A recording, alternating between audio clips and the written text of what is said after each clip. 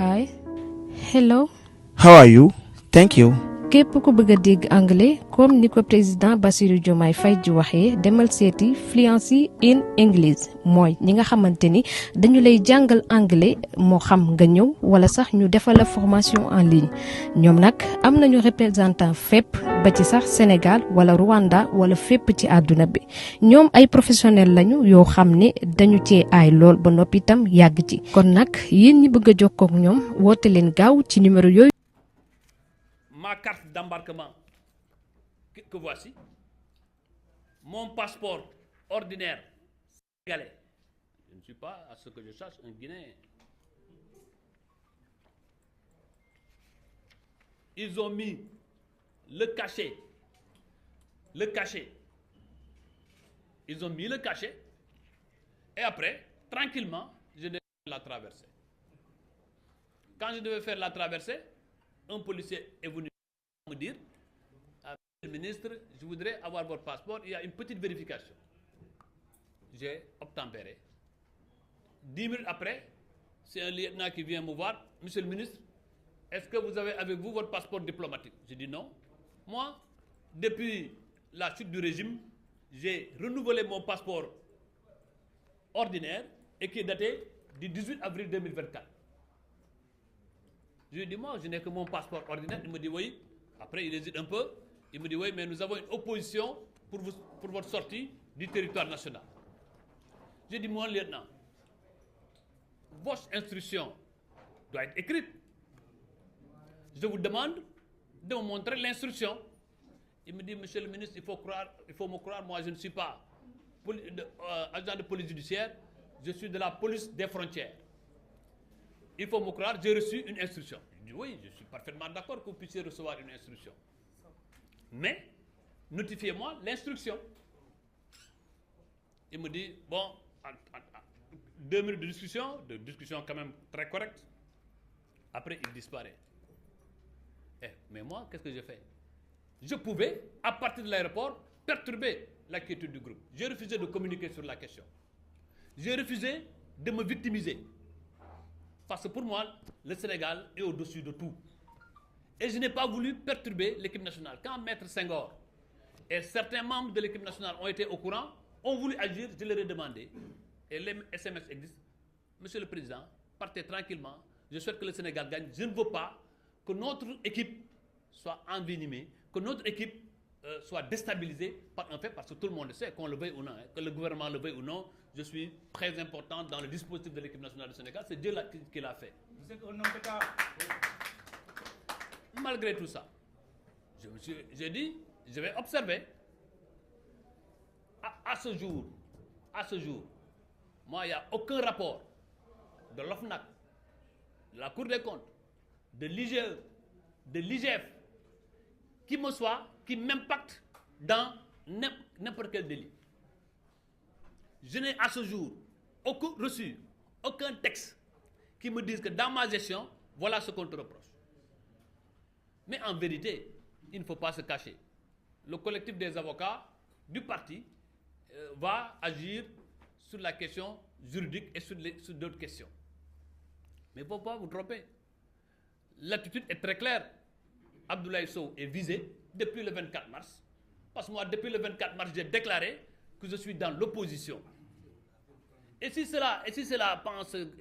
un instant on peut penser que m'empêcher de voyager, moi, Abdoulaye Sow, si vous m'empêchez de voyager, et j'ai entendu dire, oui, les gens voulaient fuir. Ceux qui veulent fuir vont partir dans un avion affrété par l'État du Sénégal, dans lequel il y a 5 agents de sécurité.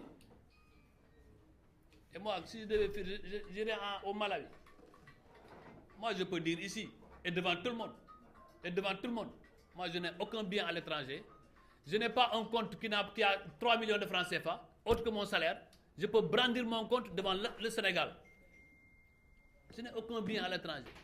Je n'ai aucun parent à l'étranger. Qu'est-ce que je voudrais pour aller fuir? Ils ne me connaissent pas, ils ne connaissent pas mon sang. Ils ne savent pas d'où je viens. C'est pourquoi dire, oui, certains dignitaires, aux dignitaires de l'État, tenter de fuir. Fuir, moi. Ousmane Sonko se trompe. Et il se trompera lourdement parce que nous ferons face. Moi, tant que j'aurai vie, je ferai face. Oui. aucune intimidation ne peut m'ébranler. Je ne peux pas revenir sur beaucoup de détails. Et là, peut-être je pourrais répondre à quelques questions. Parce que moi, je ne suis pas du genre à faire un point de presse et à vous laisser les choses. Non. Toute question que vous voulez poser, moi, je répondrai à ces questions-là. Donc voilà, c'est pourquoi j'ai voulu que ma version des faits soit obtenue par les journalistes, par moi-même et par personne. Et à chaque fois que de besoin, je le ferai, Inch'Allah. Loolu laa bëggoon leeral balaa nag may commencer ci wolof mouvement sportif dafa am dëj bu rëy muy Séga Sakho ancien international qui a fait les beaux temps de l'équipe nationale de la Jeanne d'Arc et du Jaraaf nous a génn àddina tey ñu koy ñaanal yàlla xaare ko àjjana. C'est tout le monde du sport qui est endeuillé ñuy associé à sa famille ak le monde du sport yëpp di naqaru li am naqaru li itam li accident bi am ci région de Diourbel benn bus tàkk fa ba 16 personnes gaañu fa naqaru li itam ñi nga xam ne dañoo de plus de 200 personnes ñaari téeméeri nit yu ci géej gi ci nga xam ne dañoo bëgg a génn gi réew mi ñu doon wax ni buñ àggee ci réew mi dara dootul amati Sénégal ngi continuer di dëkkuwante ak ay jéeyu mel noonu ñuy massawu famille yooyu ñuy massawu Sénégal ci yooyu am tey man maa décidé ñëw tey def point de presse te maa ko décidé suma bopp su ma doon déglu rek ñu bëri ci parti bi su may xarit ak su may kilifa yu nekk ci biir parti bi point de presse bi du ma ko def parce que nee nañu ma naa xaar ba ñu xam li ci biir lan la may nag Sénégal léegi information ak communication dafa am importance munoo bàyyi ay nit ñuy wax lu leen neex teg ko sa der teg ko deru régime bi te nga ne patt noppi Sénégal xamuñ ku waxul ku wax rek lañ xam te ñu ngi ciy wax lu bari ba ci tudd am na ay ministres yu bëggoon daw léegi moo tax ñu tere leen dem bitim réew man ñëpp xam nañu ku bëggoon daw man ci sama passeport ordinaire bi nga xam ne maa ngi ko def le 24 avril dem naa fi Thaïlande dem naa fi Maroc dem naa fi Gambie dem naa fi Abidjan ay kon kay amoon naa ay fekkee nii rek dama bëggoon laqatu ku daw amoon naa moyen dem naa ba Thaïlande ku dem ba Thaïlande visa yaa ngi nii passeport yaa ngi tampon yaa ngi nii aéroport bii laa jaar aéroport bii laa dellu si kon bi ma ñëwee ma bokk ci mission officielle équipe nationale du Sénégal comme ni ma demee woon Mauritanie biñ bindee turu Augustin Senghor sama tur lañ ci teg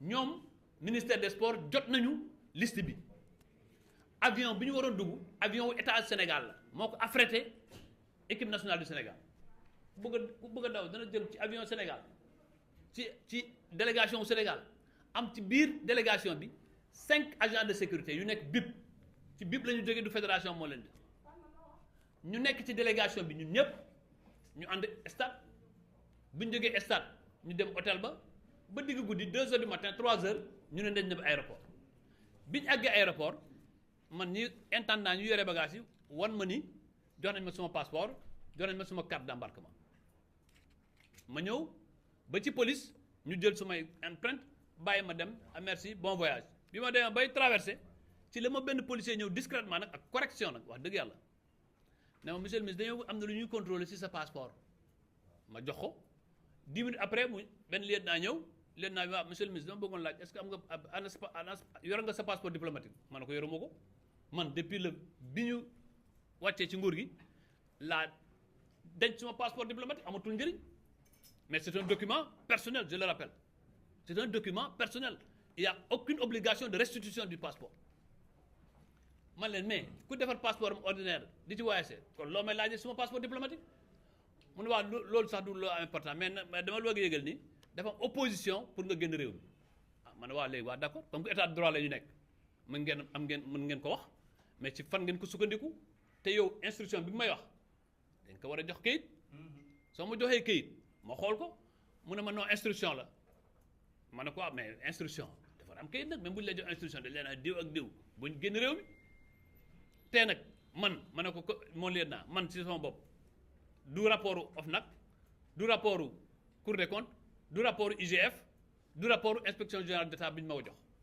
passation de service bi ma def nañu lépp signé lépp te ba tey inspection générale d'État defuma observation ci li nga xam ne def nañu ko ci passation observation yi ma envoyé tontu naa ci c'est des observations de forme kon man ba tey gisuma fu ñu ma convoqué fu ñu ma oowee fu ñu ma wanee kayit mu ne ma monsieur le ministre daal noonu la demee après ne ma maa ngi ñëw boobu laa ko gëj a gis ma ne nag man am naa responsabilité am naa poids ci fédération sénégalaise de football ci joueurs yu bëri ci sama kanam la ñu commencé màgg depuis 17 ans ànd ak man ba tey su ma leen yëgalee loolu ci balaa ñuy yéeg ci avion bi dana indi coow dana indi jeexe jaaxa te man le Sénégal est au-dessus de tout Senghor bi mu ma jotee ak encadrement bi ñu bëgg a xam ban position la ñuy am may leen bu ñu am benn position dem leen ngeen voyage ci jàmm man bëgguma man sama personne ma tax ñu perturber équipe nationale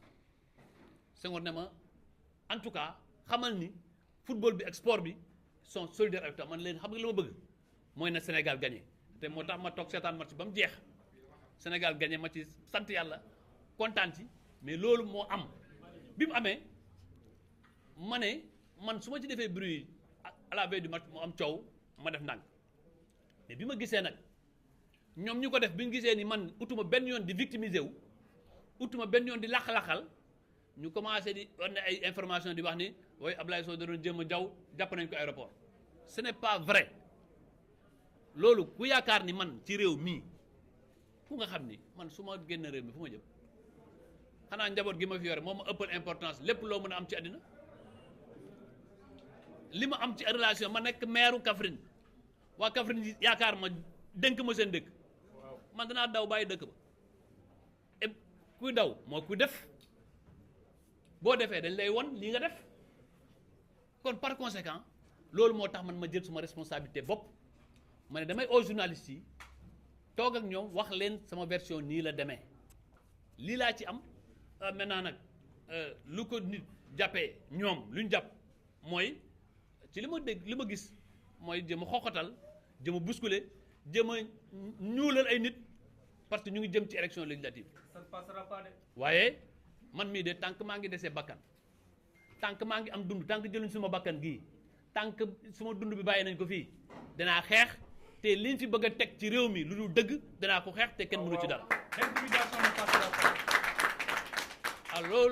loolu moo nekkoon sumay kaddu wax naa ko sànq vraiment am naa occasion yu bëri yu nga xam tukki naa fi ñëwaat à l'aéroport aw ma benn ku bëgg a laxatu mais du jaar ci équipe nationale du jaar doo yore benn walis bu nga xam ne ñaari yére ci nekk il faut quand même qu'on soit sérieux et qu'on respecte les gens mais moi on peut me manquer de respect on peut essayer de m'humilier on peut essayer de toucher ma dignité mais ils ne toucheront jamais mon honneur ils ne toucheront jamais mon engagement ils ne toucheront jamais mon engagement au service du pays s'il faut mourir je vais mourir mais je resterai debout et droit dans le combat que je mène au service du Sénégal c'est ça le plus important moo tax ma kontaan ci journaliste yu ngeen ñëwee en masse malgré actualité yu bëri assemblée ak feneen mais man dama jàppoon ni le fer il faut le taper quand il est chaud maintenant ce que je rappelle moi je reste un citoyen sénégalais un fonctionnaire sénégalais qui est à la disposition de son pays partout où le pays m'appellera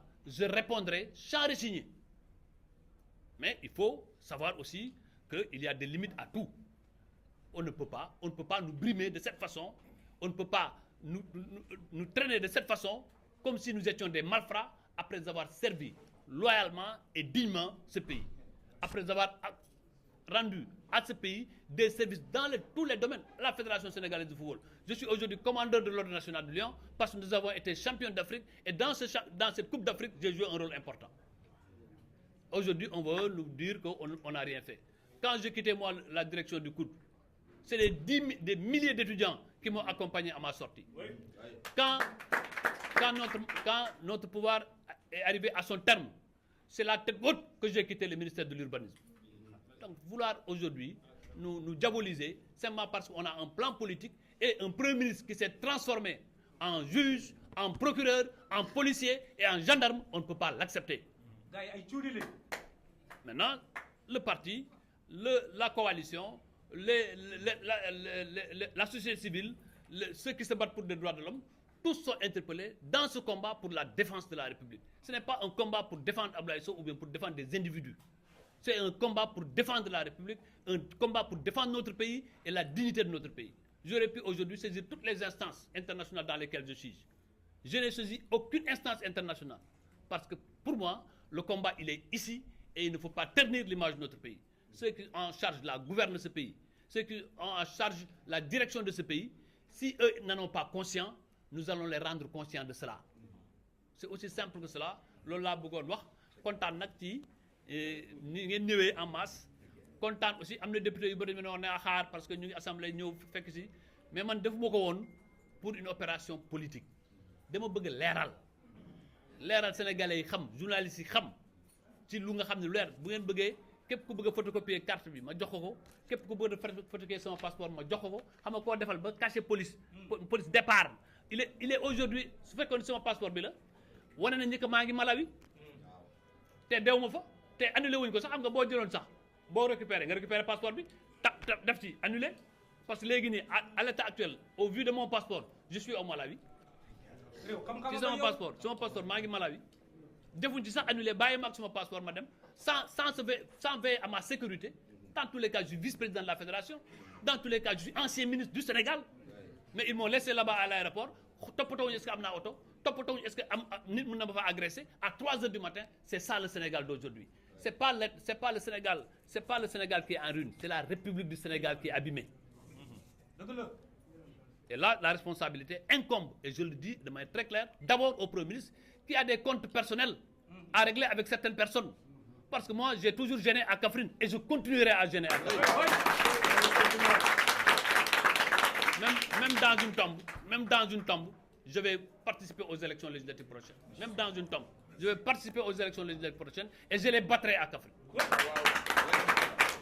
Le reste maintenant ngeen gis nag man maa ngi gërëm ñi ma message ñëpp maa ngi gërëm aussi ku mel ni Abdou Fall moom xamante ci papier rek moo tax mu tey mu bàyyi liggéeyam yëpp ñëw toog fi ku mel ni sama sœur Amel Top di suma doom ñoom ñëpp spontanément waa Kaffrine ñu bëri jógee fii délégation ñu nga xam ne amul ñëpp lu ma jot ci message mosuma koo jot ci àddina ma leen di wax ni daal ñëpp rassuré wu xam nga man li may bañ rek lu bëri dama leen di bañ a jël sax téléphone parce que damay mel ni dafa am yërmande ak di ma yërëm man bëgguma ko ma yërëm man defuma dara mën nañ ma nag ligoté parce que ñu ngi ragal ni Ablaye Sow ni mais fii lañ may fekk du ma ci bouger te ragaluma ci dara ba yaakaar ni ku nit yaakaar ni benn nit rek bu yaakaar ni Ablaye Sow mën na yox-yoxi ci engagement politique yaa ngi nax sa bopp te li ma jàppoon dina am ci réew mi mbetteel laa ci am tey mais Sénégalais yëpp ñoo ci am mbetteel.